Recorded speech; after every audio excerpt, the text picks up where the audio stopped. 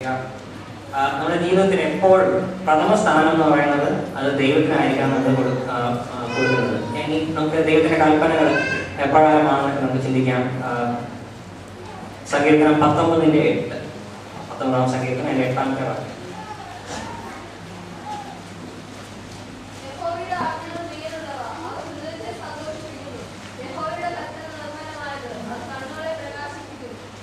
നമ്മുടെ കണ്ണുകളെ പ്രകാശിപ്പിക്കുന്നതായ കൽപ്പനകളാണ് ദൈവത്തിന്റെ.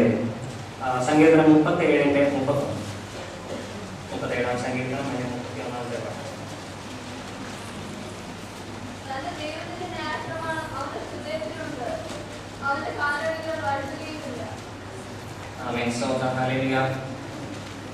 തന്റെ ദൈവത്തിന്റെ ന്യായപ്രമാണം, തന്നെ ഉദ്ദേശിക്കുന്നത് നീതിമാന്റെ ദൈവത്തിന്റെ ന്യായപ്രമാണം അവന്റെ ഹൃദയത്തിലുണ്ട്. അവന്റെ കാലടികൾ വഴുതുകയില്ല. കാലടികൾ വഴുതുന്ന അവസരങ്ങൾ നമ്മുടെ ജീവിതത്തിൽ വരുമ്പോൾ അത് വഴുതാതെ സൂക്ഷിക്കുന്നത് ദൈവത്തിന്റെ ന്യായപ്രമാണം അല്ലെങ്കിൽ ദൈവത്തിന്റെ കൽപ്പനകളാണ്.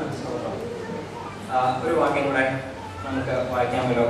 മത്തായി എഴുതിയ സുവിശേഷം 22-ാം അധ്യായം 34 മുതൽ 37 വരെയുള്ള വാക്യം. മത്തായി 22, 34 മുതൽ 37 വരെയുള്ള വാക്യം.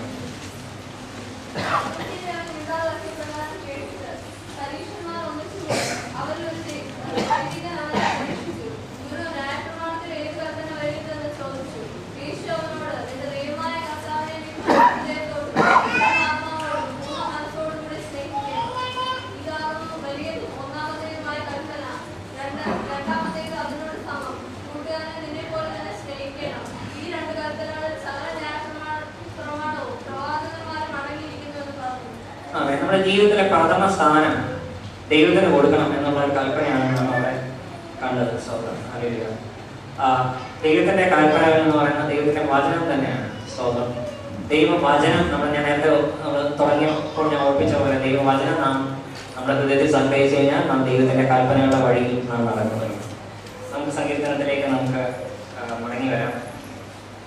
119-ാം സങ്കീർത്തനം അതിന്റെ 15-16 വാക്യം. ഞാൻ നിന്റെ പ്രമാണങ്ങളെ ധ്യാനിക്കുകയും നിന്റെ വഴികളെ സൂക്ഷിക്കുകയും ചെയ്യുന്നു. ഞാൻ നിന്റെ ചട്ടങ്ങളെ രസിക്കും, നിന്റെ വചനത്തെ മറക്കുകയില്ല.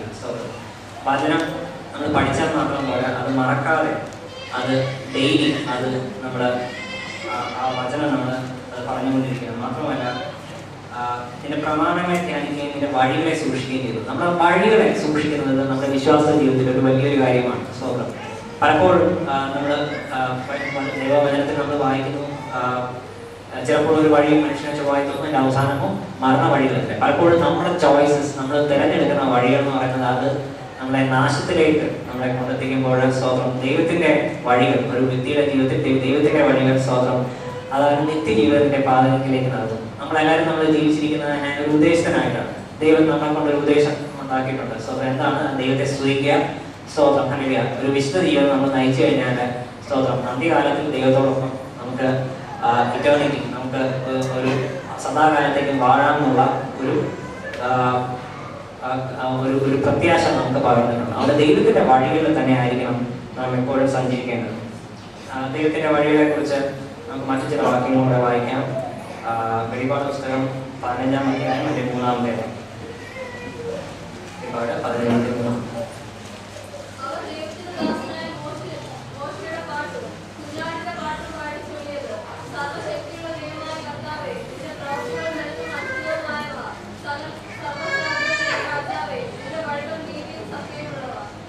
ദൈവത്തിന്റെ വഴികൾ എന്ന് പറഞ്ഞാൽ നീതി സത്യമുള്ള വഴികളാണ്.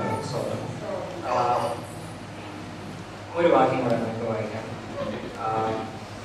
Proverbs 23:26, സദൃശവാക്യങ്ങൾ 23:26.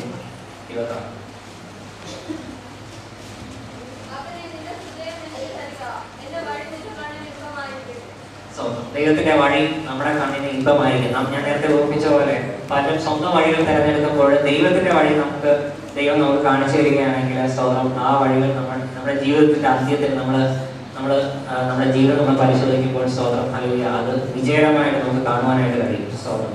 ഇനി ദൈവവചനത്തെ കുറിച്ചുള്ള ചില വാക്യങ്ങളും കൂടെ ചിന്തിച്ചിട്ട് ഇതിൽ നിന്ന് ശുശ്രൂഷയിൽ ഇരിക്കാൻ താല്പര്യപ്പെടുന്നു. യോഹന്നാന്റെ സുവിശേഷം 1-ാം അധ്യായം 3-ാമത്തെ വാക്യം. തന്നെയാണ് വചനം. 119 സങ്കീർത്തനം അതിന്റെ 140 വാക്യം.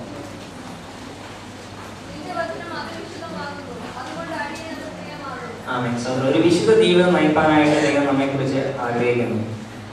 സങ്കീർത്തനം 12:6.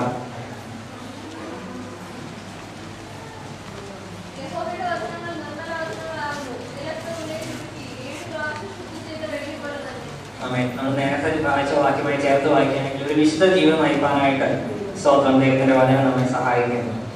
ഒരു വാക്യം കൂടെ വായിക്കാം. 119 സങ്കീർത്തനം 105 വാക്യം.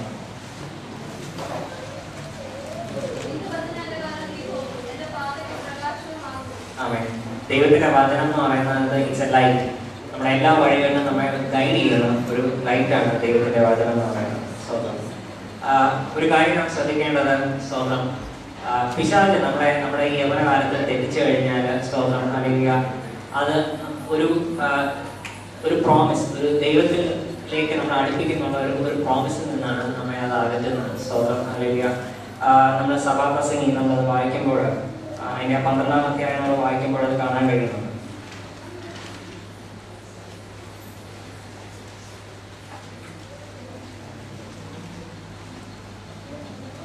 നിന്റെ യൗവനകാലത്ത് നിന്റെ സൃഷ്ടാവിനെ ഓർത്തുപോയി ഒരു ദിവസം വരികയും എനിക്ക് ഇഷ്ടമില്ലെന്ന് പറയുകയും ചെയ്യുന്ന കാലം സമീപിക്കുകയും ചെയ്യുമ്പോൾ, സ്വന്തം ആ വാക്യം നോക്കുന്നത് നമ്മുടെ ജീവിതത്തിൽ ദുർദിവസങ്ങൾ വരും. എന്നാൽ ആ ദുർദിവസങ്ങൾ വരുമ്പോൾ സ്വന്തം അല്ലെങ്കിൽ നമ്മുടെ സൃഷ്ടാവിനെ കുറിച്ചുള്ള ഓർമ്മ അല്ലെങ്കിൽ അറിവായിരിക്കും നമ്മെ വഴി നടത്തുന്നത്.